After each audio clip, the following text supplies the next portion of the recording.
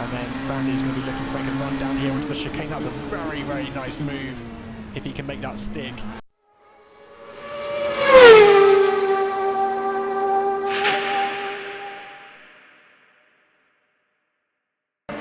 And off we go. Bandit getting a pretty good start there by the looks of it, but then immediately on the left-hand side goes Jack Noller in the GTR. Bandit start letting him down once again here as they go into T1 here with Jack leading the pack. Matt's on the inside there as Anthony in the Epson NSX goes on the outside there, battling wheel to wheel through there. Coming into the S's here, the guys are really grouped up here in the midfield here. Lots of NSXs with David Moll, Greeny and Nasru all battling in the mid-pack here with the NSXs. Out in front, Jack kicking away to slightly early lead here, followed closely by Anthony. And Bandit here hanging on in P4, following on behind Mats. So again, Bandit start really letting them down here and forcing them from P1 down to P4. Coming through under the bridge here. Mats is just getting a bit squirrely on the edge of the rumble board there. Bandit's going to have a hard time getting past here, but you can see Nasru trying to make a move on the right outside there. Matt's going slightly wide, but stayed on the inside wheel of Bandit here as both the Clarion GTR drivers come up to spoon here, side by side, and that's going to put Mats, I think, on the inside line. But you can see Nasru trying to get that NSX into the action here, being forced out wide on the inside there. Looks like it's Andrew Shaw, who was, I think, qualifying about P8 or something like that, is now up in the mix in P4, having taken advantage of the battle between the two Clarion GTRs there. Let's go to Andrew's point of view here and stay with them as they try and follow through 130R. Bandit still in P4, having got back up past Andrew Shaw. But Mats and Ein are here in the S's, just exiting through the Dunlop curve. And Matt's getting slightly further ahead now, so Ein's got a little bit of work to do to catch up here. Anthony is absolutely flying in the NSX. He's only half a second behind Noel. And Nasru here is fighting along, trying to catch up with David Moll. Looks to be actually taking advantage of a slight mistake there from the German. And David is going to be looking to try and defend now as Nasru looks to go left or right, trying to find a way past. But he is definitely going to be looking to make a move soon, and they're going to be, this is a very spicy part of the track to try and make a move there. Looks like he's pulled back and allowed himself a little bit more time to try and find a more opportunistic moment to make that move work. Probably going to see Snack Bar get past Forrest McCormack at some point, given the delta. Ooh! Slight contact there between Akashik and Nasru. And now we're going to see, let's go on board with Ein, see if they can make this move work. They're going to go on the left-hand side, it's not exactly where you want to be. Coming down to T1, but you can see on the right-hand side, Mats reappears, plants himself in the way, but we're going to see a switchback from Ein Bandit here, or just Bandit, sorry. Slightly slow from Mats there. Bandit having to take slightly evasive reactions there and slowing down a little bit. So he's going to be trying to keep the pressure up as quickly as he can. And let's see if he can get through the chicane. Ooh, Akshik going slightly off the track there. That's going to allow Nasru to get a little bit closer. Just on the way down, start-finish line. As they come through T1, David goes wide. That allows Nasru to get through.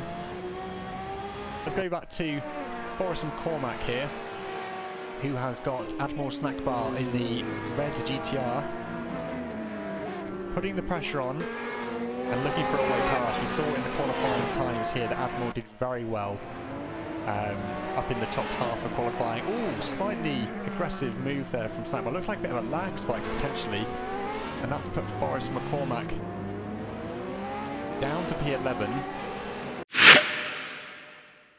But Jexley here has got a couple of NSXs right on the 6 o'clock position. As they come through the S's, he is going to be trying his level best to try and hold on to this P10 position. That would actually give him points, and that he'd be very pleased to receive that 1 point if he can get it from today's racing. But Jason here doing his best to hold on to his P10 position currently.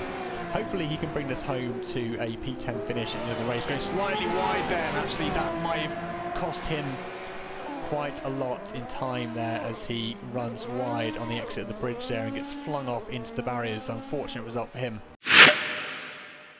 here, but again, start-finish line, walking on the straights.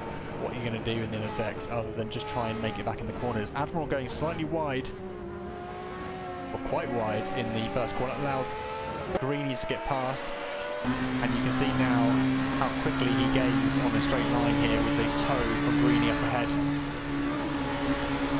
Both drivers getting through 130R pretty cleanly, but who's going to get the run down with the chicane? NSX is probably going to be better on the brakes, but then definitely gets through the chicane a little bit more nimbly. You can see that despite the weaving, the GTR has just got so much more straight line speed. And then Brandy's going to be looking to make a run down here onto the chicane. That's a very, very nice move if he can make that stick. And I think he does. And that puts Bandit up into P2. Now all he has to do is hunt down the GTR in front. He's got 3.8 second delta to close here. And we'll see just how cleanly Admiral can try and get past. If we do see any more incidences, this could be definitely leading to a post-race. Yeah, that's not ideal. But we are definitely seeing Bandit here chipping away at the delta. And he is going to be sniffing at the rear end of Jack Noller in no time at all. So Snack Bar has just managed to get past. But can Greeny fight back here with the NSX? But I hope that Greeny can hang on here. He's now 1.7 seconds behind, so he's really suffering here. But Snack Bar's off. And that allows Greeny to get back through before the hairpin. That is fantastic news for Greeny. Bad news for Snack Bar. 48 Neat now in the way here for Greeny. Greeny going on the inside there as Neat gets out of the way. Gets in the way for Snack Bar though. That's going to be a bit of an issue. And there's a bit of contact between the two of them. But if they can get to the line in 25 seconds, I don't know if they can. But they're going to have to go around again. That's going to allow Bandit to maybe have a chance here.